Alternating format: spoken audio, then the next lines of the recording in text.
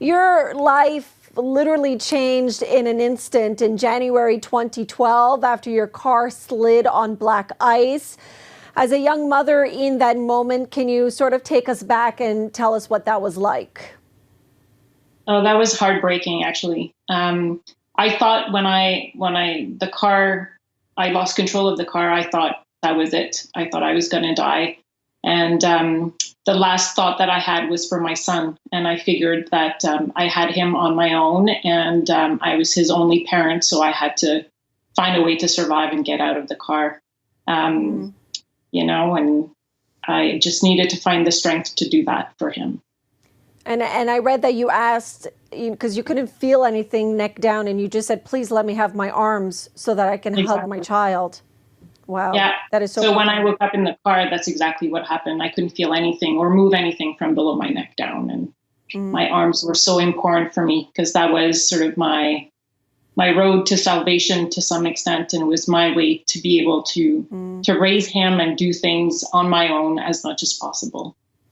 I'm sure the path to rehabilitation was a long one. What are some of the challenges you go through today, living every day as a wheelchair user and being a parent to this young, vibrant, and I'm sure a very active young boy? Yeah. So my son is 10 years old now, but, there's a lot of discrimination that we feel when we are a parent with a disability. In my case, it wasn't so much sort of having child welfare, because that never happened to me, but it was everything in terms of the inaccessibility of buildings. When it was time to find a school for Thomas, I couldn't find a school that I could visit on my own. My mom had to go in and with the iPad and sort of take pictures and show me because there's stairs everywhere.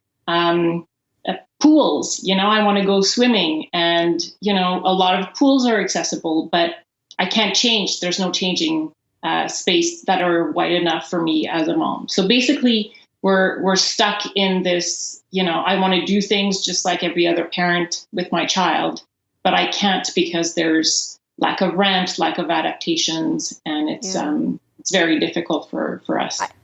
I can't even imagine how frustrating that can be. But how is your disability, you would say, has made you a better parent because you've had to adapt to all of this?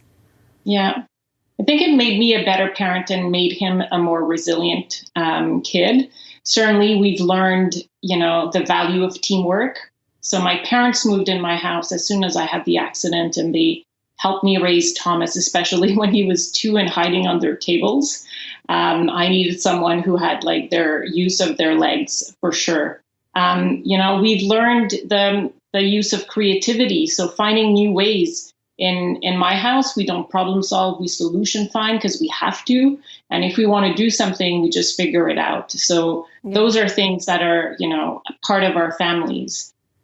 We've learned also sort of mindfulness, not to get too frustrated when we do find barriers in the environment. And I mean, I could go on because there's so many things that we've throughout. Well, your story is such an inspiring one. Very quickly, Marjorie, because we've run out of time. Tell me about this speakers conference that's taking place on the United Nations Global Day of Parents.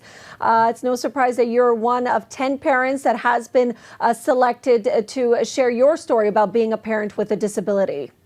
Exactly. We're celebrating the joys of parenthood, and it's thanks to Speaker Slam, who is the organization holding the event. And it's going to be fantastic. We have a great lineup of different parents, fathers, mothers, people with different disabilities and different diversity in terms of cultural backgrounds.